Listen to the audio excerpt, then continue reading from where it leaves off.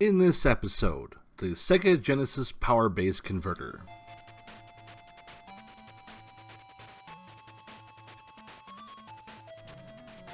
The Sega Master System, released in North America in 1986, was the third generation 8-bit home video game console. This machine used both standard cartridges and credit card sized cards known as Sega cards.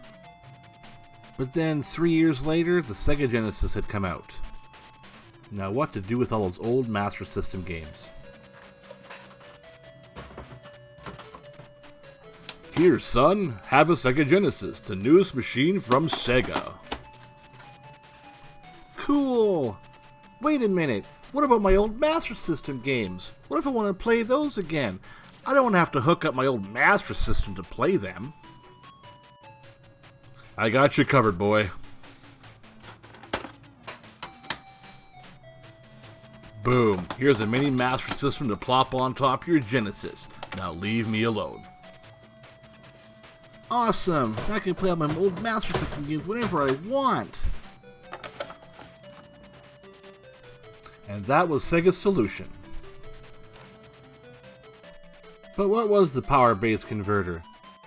I'm pretty sure this was Sega's first add-on that was stuffed on the top of a console.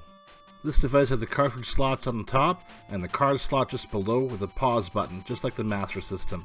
The bottom had a Genesis-style cartridge form to fit inside the top of the machine, and it plugged in the top and secured with a screw on the back.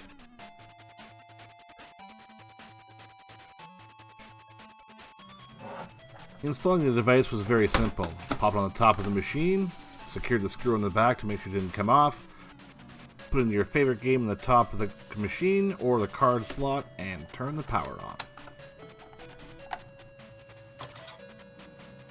The only thing missing from this is the Sega starter screen, which you will not get because it's not a Master System, it's just an add-on with some extra circuitry.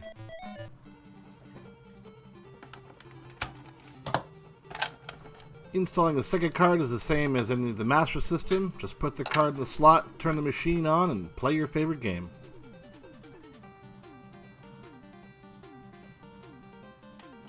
If you're thinking, hey, I'll just play my Sega Genesis games on here, well, you would be dead wrong because the cartridge will not fit in there due to the difference in size and the shape of the cartridge itself.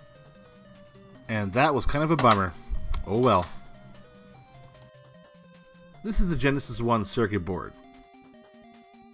This is the Sega Genesis CPU. Over here is the Master System Z80 CPU. The Sega Genesis 64K of RAM. The Yamaha sound chip for both machines. The 8K RAM for the Sega Master System CPU. The I/O controller. And a video processor. This diagram showed the Sega Genesis had a 16-bit architecture and an 8-bit architecture built into the machine. When the Power Base Converter was attached to the Sega Genesis, the Sega Master System CPU would kick in and leave the Sega Genesis CPU idle. And when starting a Master System game, this Master System CPU would kick in utilizing the Yamaha sound chip and the video processing unit along with the 64 kilobytes of VRAM, and send that information to the video encoder to the display. And if you're one of those people that had a Sega Genesis 2 and a Power Base Converter, those suckers would not connect because they're completely incompatible.